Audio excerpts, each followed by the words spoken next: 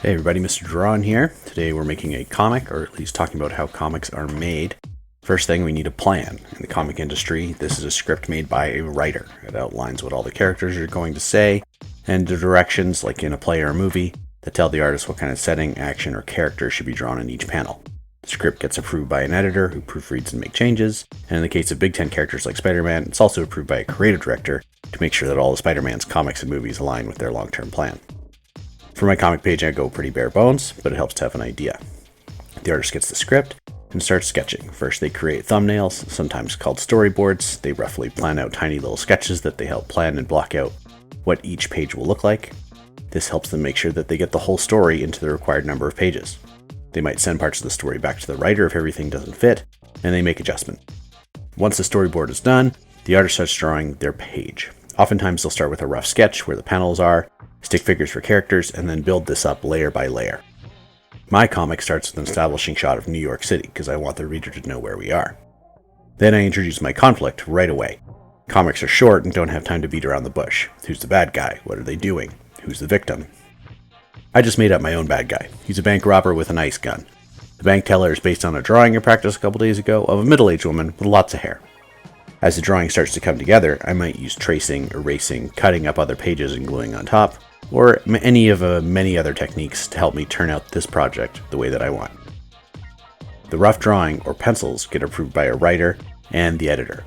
Then the artist will either begin inking or send their art onto another artist who does that.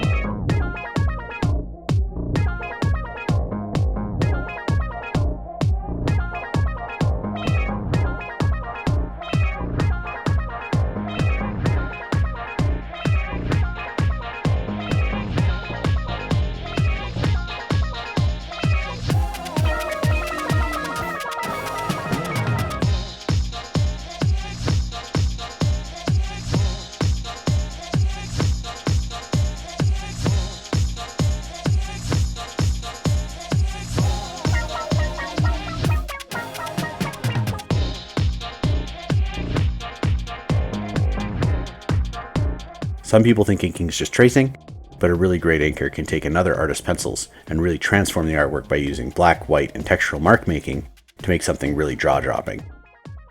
I'm using this opportunity as my own inker to fix up the line work. I'm going to add texture. I'm going to play with line weight. I'll add some details that I forgot. By revisiting the same piece of artwork multiple times, I get the chance to keep improving it over and over again.